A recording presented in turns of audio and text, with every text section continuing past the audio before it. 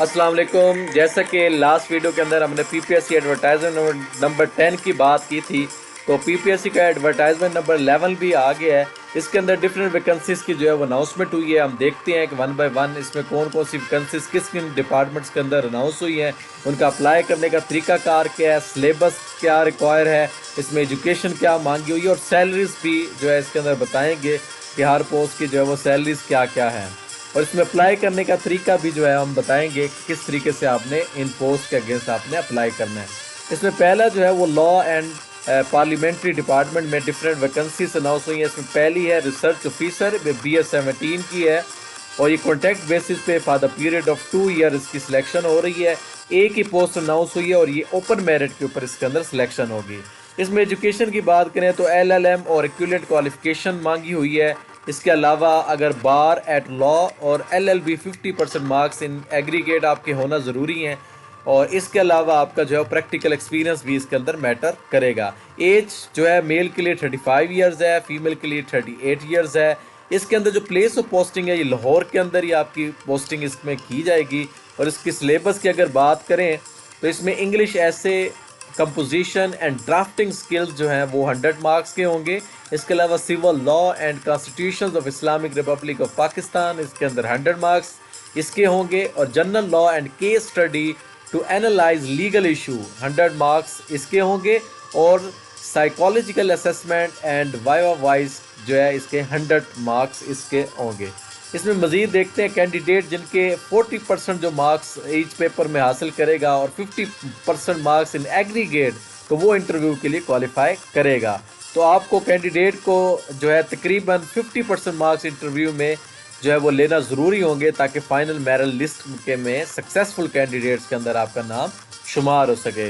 इसके अलावा 3 चांसेस होते हैं कैंडिडेट को कि वो रिसर्च ऑफिसर BS 17 की जो है पोस्ट में जो वो जो है वो एग्जामिन हो सकता है पर मंथ, जिसकी सैलरी 75,100 रुपये होती है विद प्रैक्टिकल और डिफरेंट अलाउंसेस को जो है वो मिला के आपकी तकरीबन 75,000 के करीब जो है वो सैलरी बन जाती है।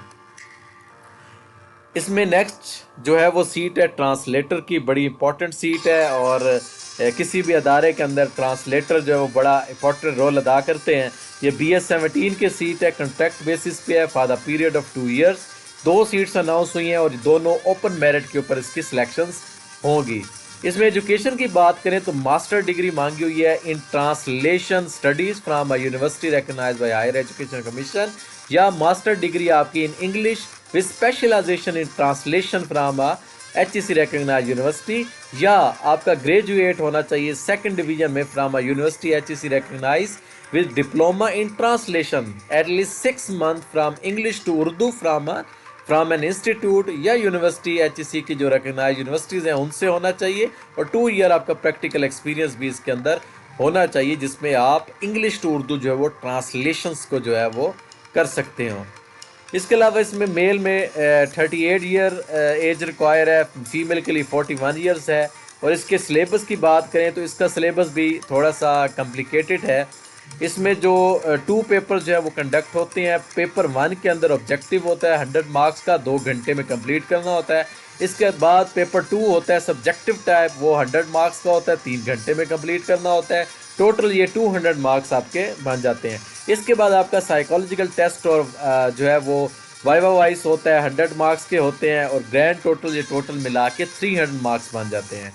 पेपर 1 जो कि ऑब्जेक्टिव टाइप होता है 100 मार्क्स है, इसके अंदर क्या क्या चीज़ें जो है वो आ सकती हैं। इंग्लिश लैंग्वेज से रिलेटेड 30 मार्क्स होते हैं, उर्दू लैंग्वेज से 30 मार्क्स होते हैं, ट्रांसलेशन स्टडीज़ के 30 मार्क्स, और कंप्यूटर स्किल्स के 10 मार्क्स होते हैं।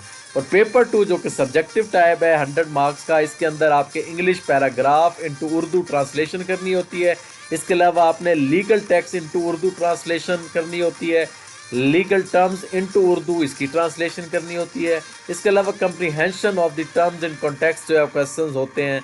और इसके अलावा उर्दू टेक्स्ट इनटू इंग्लिश जो है वो ट्रांसलेशन के क्वेश्चंस आते हैं। तो ये इसका जो है टोटल क्राइटेरिया। इसमें भी आप 3 चांसेस आपको दिए जाते हैं, आप ट्रांसलेटर के एग्जामिनेशन में अपीयर हो सकते हैं।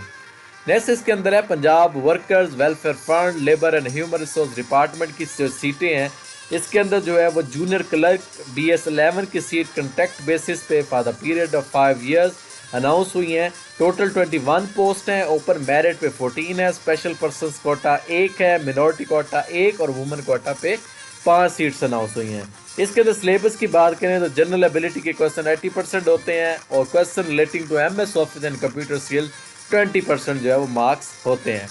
इसमें मजीद इंपॉर्टेंट इन्फॉर्मेशन अप्लाई करने की लास्ट है 7 अप्रैल 2025 है, उससे पहले जो है इसके अंदर अप्लाई करना है। अप्लाई करने का तरीकाकार ये है कि PPSC की ऑफिशियल वेबसाइट जो कि www.ppsc.gov.pk इस पर आपने जाना है और ऑनलाइन अप्लाई करना है और ऑनलाइन अपनी डॉक्यूमेंट्स की सबमिशन करनी है, फ़ीस पे करनी है, तो उसके बाद आपका जो है वो अप्लाई हो जाएगा।